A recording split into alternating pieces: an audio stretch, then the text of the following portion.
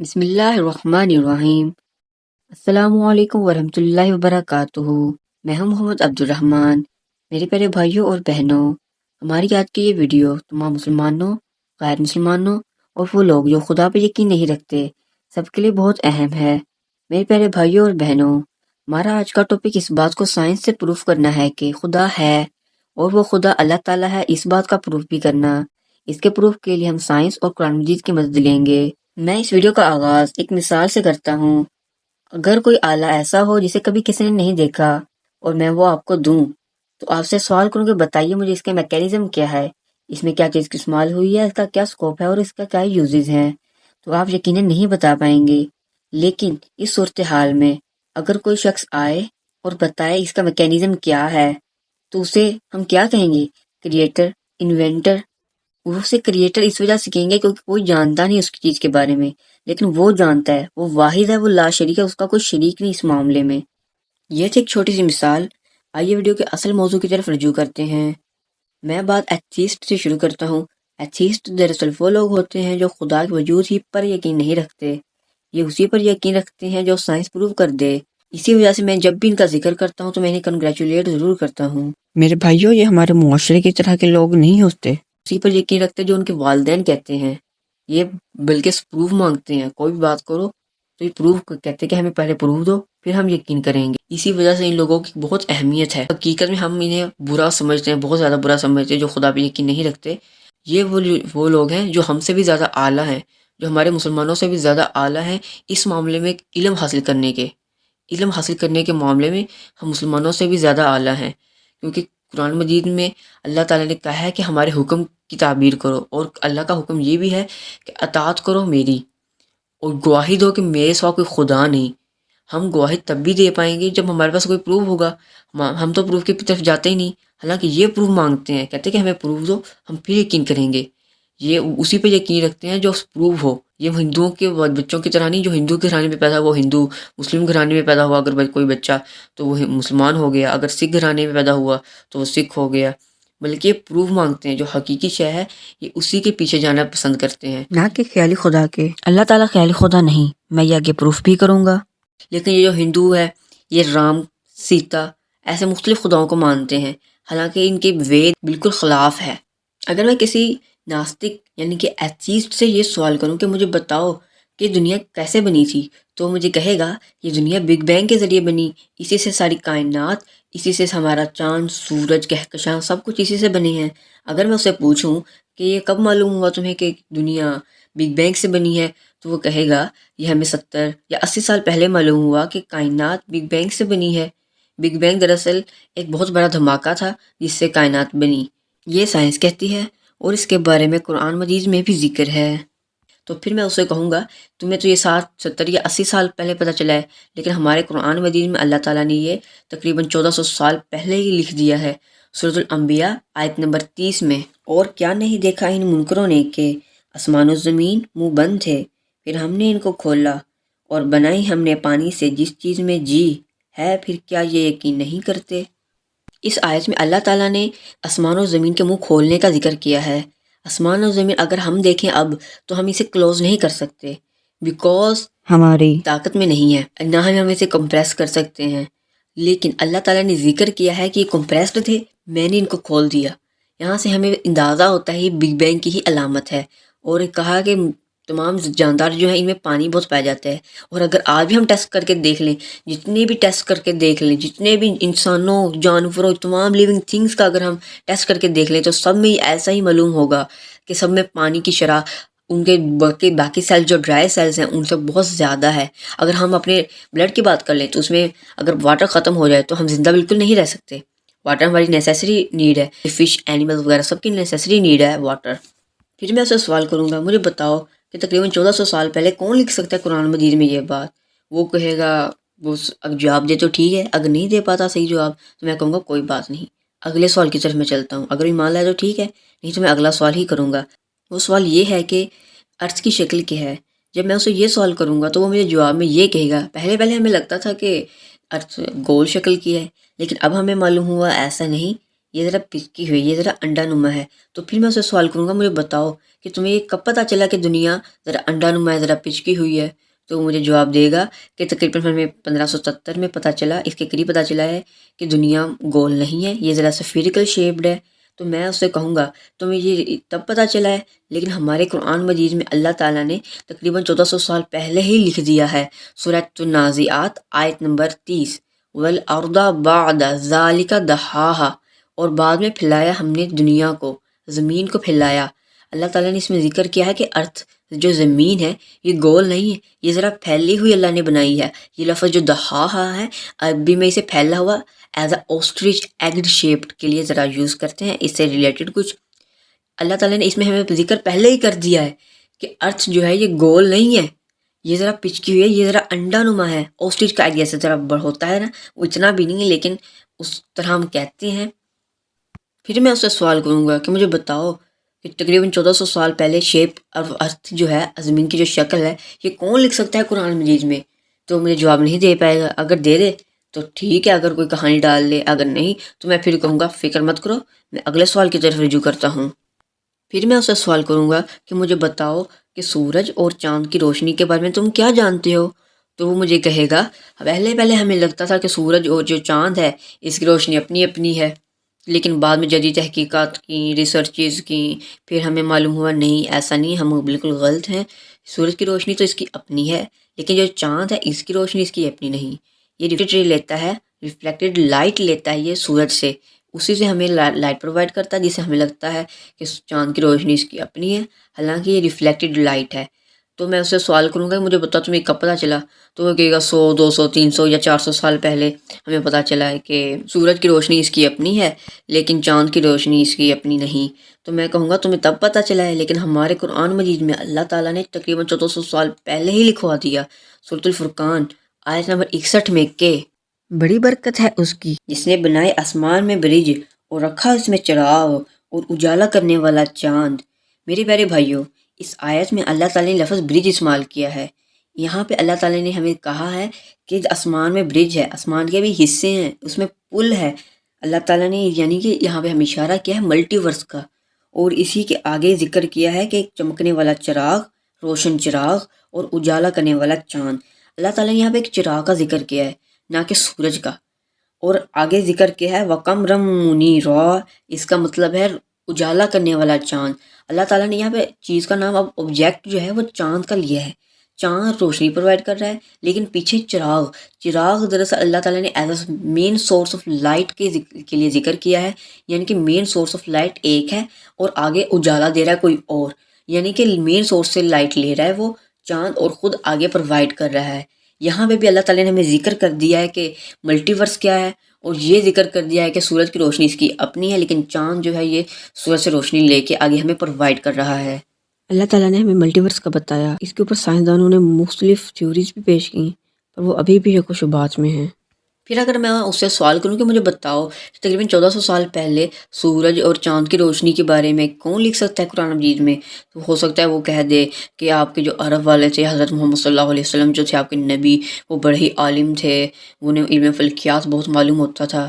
میرے بھائیو، اس وقت علم فلکیات ہوتا نہیں تھا، اور ہمارے جو نبی تھے ان کے پاس وہ علم آتا تھا جو خدا کی طرف سے ہوتا تھا، وہی میں جو نازل ہوتا تھا وہ ہمیں بتاتے تھے، اسی میں غیب کا علم ہوتا تھا اور اسی میں ہی باقی علم۔ لیکن اللہ تعالیٰ نے قیامت کا علم بھی انہیں نہیں دیا، تاکہ پتہ رہے کہ یہ خدا ہے اور وہ نبی۔ اور یہ بھی کہا اگر میری اطاعت کرنی ہے تو میرے نبی کی اطاعت کرو، یعنی حضرت محمد صلی اللہ علیہ وسلم کا ذکر ہے کہ اطاعت کرو میرے رسول کی۔ اگر وہ دین اسلام قبول کر لے تو بہت اچھی بات ہے میرے بھائیوں، ورنہ میں اسے دوبارہ سوال کروں گا کہ مجھے بتاؤ آخر یہ سورج اور چاند ان کی حرکت کے بارے میں تم کیا جانتے ہو؟ تو وہ ہمیں کہے گا کہ ہمیں پہلے لگتا تھا کہ ایسا نہیں ہے کہ یہ گھومتے ہیں، یہ ایک جگہ رکے ہوئے ہیں، ساری کائنات ایک جگہ رکی ہوئی ہے، پر اب نہیں۔ بعد میں ہمیں تحقیق کی، ہم ریسرچز کرتے رہے، پھر ہمیں معلوم ہوا کہ نہیں، ایسی بات نہیں ہے، دراصل ایسا ہی ہے کہ یہ گھومتے ہیں۔ تو پھر میں کہوں گا تمہیں کب پتہ چلا؟ وہ کہے گا یہی کوئی 1580 کے قریب۔ میں پھر کہوں گا کہ تمہیں اب پتہ چلا ہے؟ تمہیں تو یہ اب پتہ چلا ہے، لیکن ہمارے قرآن مجید میں اللہ تعالیٰ نے تقریباً 1400 سال پہلے ہی لکھ دیا ہے مختلف جگہ پر۔ مثلاً سورۃ الانبیاء آیت نمبر 33، اور وہی ہے جس نے بنائے رات اور دن اور سورج اور چاند سب ایک ایک گھیرے میں پھرتے ہیں۔ اس آیت میں اللہ تعالیٰ نے ذکر کیا ہے کہ سورج چاند ان کا ایک ایک ایکسس ہے، جس سے سورج کی وجہ سے دن، چاند کی وجہ سے رات، یہ مختلف ایسے نہیں ہوتا کہ دن پہلے آ جائے رات پہلے آ جائے، یہ سسٹم نظام میں ہے ہی نہیں۔ اللہ تعالیٰ نے اس میں ذکر کیا ہے کہ ان کا ایک ایک ایکسس ہے، اللہ تعالیٰ نے ایک مقدار میں انہیں گھماتا ہے، کوئی نہ کوئی انہیں کشش ہے جس کی وجہ سے یہ گھومتے ہیں۔ اس کے بارے میں اللہ تعالیٰ نے قرآن مجید میں یہاں بھی ذکر کیا ہے اور اس کے علاوہ اور بھی جگہ پر ذکر کیا ہے۔ اگر میں مزید حوالہ جات کا ذکر کروں تو سورۃ الیاسین آیت نمبر 38 سے 39 تک، والشمس تجری لمستقر لها ذالک تقدیر العزیز العلیم، سورج چلاتا ہے اپنی ٹہری راہ پر، یہ سادہ ہے اس زبردست باخبر کا۔ اس آیت کے اندر جو اللہ تعالیٰ نے ذکر کیا ہے کہ یہ اللہ تعالیٰ کے تمام نمونے اس کو جو واضح کرتے ہیں، اس میں ایک سادہ سا نمونہ ہے اور اس کی بھی اپنی ایک راستہ ہے، اتنا اپنا ایک ایکسس ہے جس میں یہ بہتا ہے، جس میں یہ روٹیٹ کرتا ہے، جس میں یہ ریوالو کرتا ہے۔ مختلف نام اس معاملے میں دے سکتے ہیں اسے۔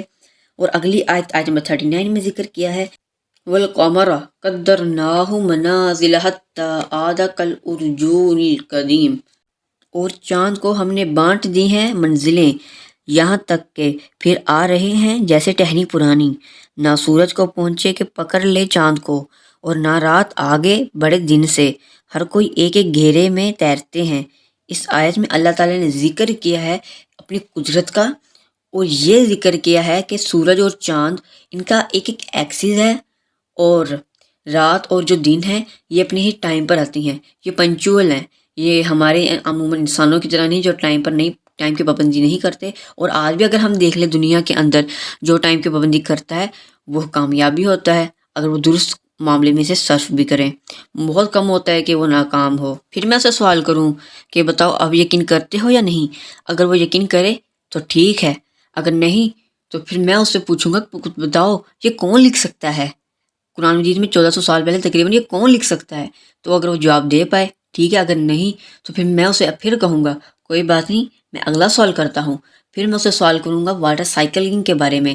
واٹر سائیکل یعنی کہ ابھی وہ خرات بن کے پانی کا زمین سے اٹھنا، آسمانوں میں جا کے بادل بننا، پھر بارش آنی، پھر پانی نیچے، پھر ایسے ہی چلتا رہنا واٹر کا، اسے واٹر سائیکل کہتے ہیں۔ جب میرا سوال یہ ہوگا تو مجھے کہے گا تقریباً ہمیں 1580 کے قریب پتہ چلا ہے کہ واٹر سائیکل ہوتا ہے جس سے بارش ہوتی ہیں اور پانی جو ہے ہوا میں جاتا ہے، بارش ہوتی ہے، کیسے ہوتا ہے سارا ہمیں تب پتہ چلا۔ تو پھر میں کہوں گا کہ تمہیں تقریباً 1580 کے قریب پتہ چلا ہے، لیکن ہمارے قرآن مجید میں اللہ تعالیٰ نے تقریباً 1400 سال پہلے ہی ذکر کر دیا ہے کہ بارش کیسے ہوتی ہے اور واٹر سائیکل کیا ہے۔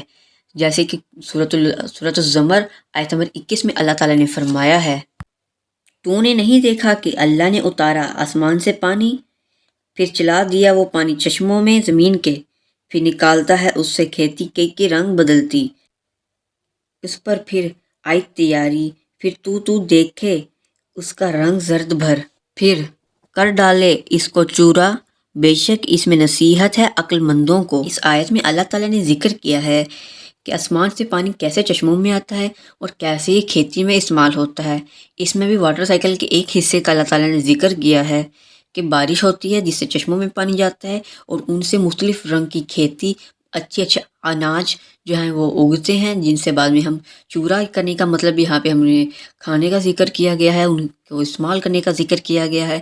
اللہ تعالیٰ نے میرے بھائیو دیکھو 1400 سال پہلے بھی، اس سے بھی پہلے ذکر کر دیا ہے قرآن مجید میں، تقریباً 1400 سال پہلے ذکر کیا ہے قرآن مجید میں کہ اللہ تعالیٰ نے کہ آسمان سے پانی آتا ہے جس سے کھیتی اگتی ہے، جسے ہم استعمال کرتے ہیں۔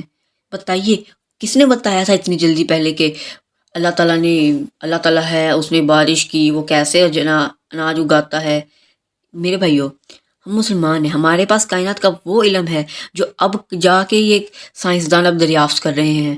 ہاتھ دھونے کے بارے میں انہیں اب بعد میں پتہ چلا، ہمارا دین پہلے ہی ہمیں بتا چکا تھا کہ ہاتھ دھونے ضروری ہیں، ہمیں مختلف چیزوں کا علم دیا گیا جو ان کے پاس نہیں۔ بہت افسوس سے کہنا پڑ رہا ہے کہ ہمارے پاس جتنا علم تھا اب وہ ہمارے پاس نہیں، ہمارے دین کی دوری کی وجہ سے۔ اس کے علاوہ اللہ تعالیٰ نے قرآن مجید میں مختلف جگہ پر ذکر کیا ہے کہ واٹر کیسے آسمان میں جاتا ہے اور کیسے بارش ہوتی ہے، مثلاً سورۃ الروم، سورۃ الحجر، سورۃ النور، سورۃ النبا، سورۃ الاعراف، सूरत अल-फुरक़ान, सूरत यासीन, सूरत अल-फातिह, सूरत अल-फातिह, सूरत अल-क़ाफ, सूरत अल-वाक़िया, सूरत अल-तारिक। इसके अलावा मुख्तलिफ़ जगहों पर भी अल्लाह ताला ने ज़िक्र किया है। इसी तरह अगर हम अपनी ज़मीन की बात करें तो हम जानते हैं कि इसके सेंटर के अंदर लावा है, और बाद में फिर आप ऊपर जाते रहें अपनी अर्थ की लेयर्स देखते हैं तो अंदर चट्टान है, बहुत बड़े पहाड़ हैं, जिसकी वजह से हमारी ज़मीन जो है ये शेक नहीं हो रही। तो अल्लाह ताला ने इसके बारे में कुरान मजीद में मुख्तलिफ़ जगह पर ज़िक्र किया है कि पहाड़ जो हैं ये हमारी ज़मीन को हिलने से बचा रहे हैं। ये तो बहुत कम बातें हैं। अल्लाह ताला ने ज़िक्र किया है सूरतुल बकरा की शुरू में ही ज़िक्र किया है, अगर तुम इस कुरान मजीद पर अमल करते हो तो तुम्हारे लिए कामयाबी है। अगर तुम उन पर यकीन रखते हो जो हमारे मेरे भेजे हुए नबी हैं, और जो उनके ऊपर किताबें या सहीफ़े जो भी नाजिल हुआ मेरे जैसे कलमात, उन पर यकीन रखते हो, और जो आप हज़रत मोहम्मद सल्लल्लाहु अलैहि वसल्लम पर ज़िक्र नाजिल हुआ जो उस पर भी यकीन रखते हैं आप में से जो भी, तो वो भी सरफराजी की तरफ जाएंगे, क्योंकि जो यकीन रखता है वो अमल तो ज़रूरी करेगा। अल्लाह ताला ने हमें खुला रास्ता दे दिया है कि हम कामयाब होना चाहते हैं तो कैसे हों। तो यानी कि हमें मुसलमान होना चाहिए, अल्लाह से मुसलमान नहीं होना, मोमिन मुसलमान होना, यानी कि अल्लाह के अहकामात की तामील करना, उन्हें पूरा करके दिखाना। अल्लाह ताला ने सूरह रहमान में बेशुमार बार कहा है नेकी का बदला नेकी है। तो तुम बताओ मुझे कि मेरे लिए तुम क्या करते हो, मैंने तुम्हें इतनी नेमतें दी, तुम क्या करते हो। अल्लाह ताला ने कहा है कि तुम अगर तोहफ़ा देता है कोई, तो तुम्हें उसके बदले में उसके जैसा या उससे अच्छा तोहफ़ा देना है। और अल्लाह ताला कहता है कि तुम मेरी नेमतों को कितना झुठलाओगे, मेरी नेमतें का कितना जिक्र नहीं तुम करोगे, मैंने तुम्हें इतना दिया है, तुम मुझे बदले में क्या दोगे। कहता है नेकी का बदला नेकी है। तो तुम बताओ मेरे लिए क्या है तुमने किया। मेरे प्यारे भाइयों, जो भी बातें मैंने आपको इस वीडियो में बताई ये प्रूफ बातें हैं। प्लीज़ इन पर गौर करके दीन इस्लाम में दाखिल हों। सिर्फ दाखिल नहीं होना, दीन इस्लाम कबूल करना है और मोमिन मुसलमान बनना है। और इन वीडियो को प्लीज़ ज़्यादा से ज़्यादा शेयर ज़रूर करें प्लीज़, ताकि ज़्यादा से ज़्यादा मुसलमान हों और लोगों को तबाही से बचाकर दीन इस्लाम की रोशनी तरफ लाया जाए। क्योंकि अल्लाह ने कुरान मजीद में कहा है कि इस कुरान मजीद के ज़रिए तुम उन लोगों को अंधेरे से निकाल लो जो अंधेरे में हैं, यानी कि हम इससे अंधेरे से निकाल सकते हैं। और ये भी बात प्रूव इस वजह से है क्योंकि जो चीज़ें साइंस अब तक प्रूव नहीं कर पाई वो कुरान मजीद में प्रूफ है, इस वजह से हम इस पर भी ईमान रख सकते हैं।